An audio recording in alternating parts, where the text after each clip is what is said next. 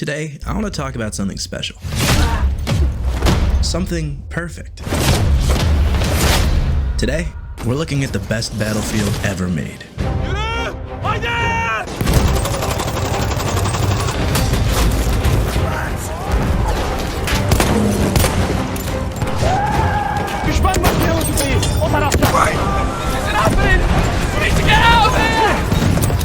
And before you type the comment, I get it. A lot of people love Battlefield 4, Bad Company, Hardline, and even some people like 2042 now for some reason.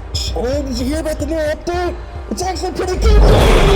But looking back on it, it's clear Battlefield 1 is the culmination of all the lessons learned from making those games put into one title, and it really makes you wonder, how the hell did my grandpa survive this? I wanna go home, I wanna go home, I wanna go home, I wanna go home, I wanna go home. Oh, right, he didn't.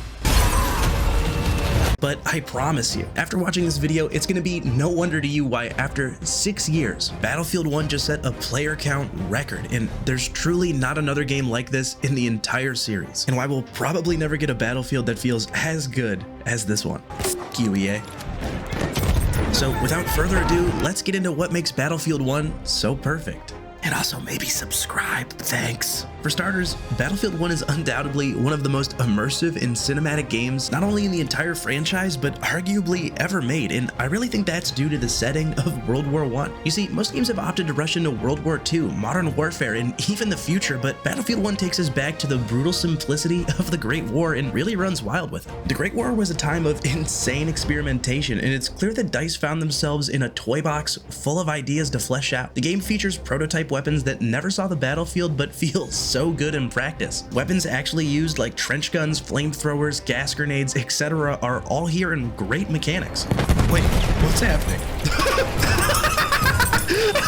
My ancestors are gonna be so disappointed. Giant vehicles that could only be made by mad European scientists fill the sky and sea, and nearly everywhere you look, the game has this almost steampunk-esque glow that's just addicting to look at, and the game is visually more similar to Black Ops 2 than really anything else in the Battlefield series. And that's something that's only capitalized on when each map is so unique visually. Whether it's fighting through a rose field in France or a glowing desert in the Sahara, every single map just has this distinct look that's just rubbing this game's artistic flair right in your face. It even has militarized ducks.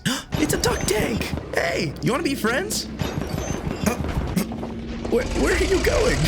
Did I just get rejected by a tank? It's really this game more than any other Battlefield before and after that is filled to the brim with those Battlefield moments where it really just feels like you've stepped into the beauty and horror of the Great War. These moments are all about making the player feel in awe of the spectacle around them, and I think the setting plays a huge part in that. Oh, George, what did you do now? Where most shooters in the past decade have focused on modern and futuristic times, Battlefield 1's blast to the past is as refreshing as it is fun. Instead of just running around the boring gray cities that we're used to, in this game you might find yourself running off the top of a burning Zeppelin, riding a horse through a sandstorm, or even just fighting for your life in the trenches. But the magic in Battlefield 1 is constantly creating these moments and making them a part of the gameplay. Unlike other games where you're constantly running back and forth between capturing flags, Battlefield 1 makes every battle feel like a war. Game modes like Operations, where players have to slowly gain or defend territory against each other, create perfect bottlenecks and really lead to some awesome moments. You'll find your whole team running up the side of a mountain together, storming a bunker, or even just throwing bodies into a line of gunfire, all in hopes of capturing 1 point, because at any given time, both teams are only focused on 2 parts of the map. On top of all of that, each map features its own special behemoth. They're these giant player-controlled vehicles that not only act as this game's form of levolution, but also have the power to completely change the direction of the fight and influence the gameplay. Where other Battlefields offer cool but pretty repetitive events like falling buildings or rocket launches, Battlefield 1's behemoths are as badass as they are dynamic.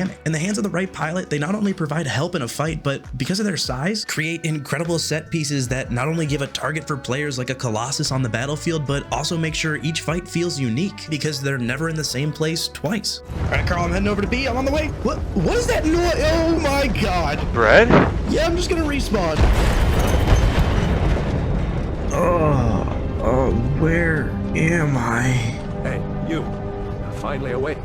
Oh, god damn it. Even the guns you find yourself using feel completely incredible. Like I said before, Battlefield 1 takes a lot of inspiration from the crazy prototypes made during the Great War. Full auto weapons like the Hellrigel and basically anything else on the gun rack probably didn't see much use in the real trenches, but come to life in this game and really never feel out of place. The lack of our usual attachment options makes learning each gun easier, but more satisfying to use. Unlike other games where the guns take a backseat to an overwhelming gunsmith simulator, Battlefield 1 says fuck that and clearly spent a lot of time making sure every weapon felt unique. Regardless of the class they belong to, each gun has their own flair and makes picking up a new gun feel like you're taming a completely different beast. But of course, players are still going to want some options in their play, so each gun has its own variant for different situations. With Battlefield 1, you end up with unique guns, customizable play, and players don't feel like they have to take attachments 101 to do well.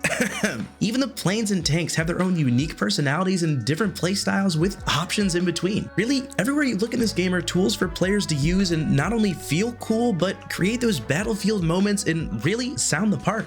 Seriously, I think the sound design in Battlefield 1 is undoubtedly the most slept on aspect of this game. Just think about it, right from the get-go with this game's iconic reveal trailer, what captured you other than the music? Come on, then! As you're playing the game, bullets are whizzing by, explosions are going off, planes are soaring overhead, and soldiers are shouting around you, but all of these things that should feel overwhelming and distracting don't, because they're really not noise, but instruments. And Battlefield 1 plays a perfect symphony. In all honesty, I'm not qualified to explain and go into the music theory behind it, but I can show you, so why don't I give you a peek at Battlefield's beautiful symphony.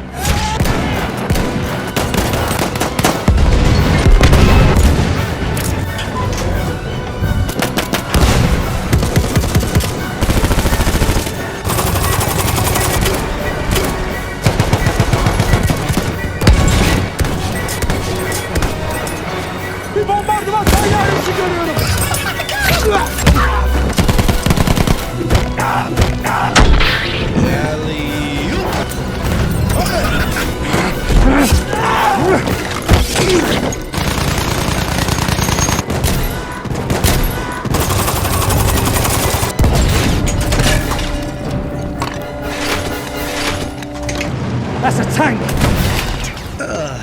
I couldn't resist it, I'm sorry.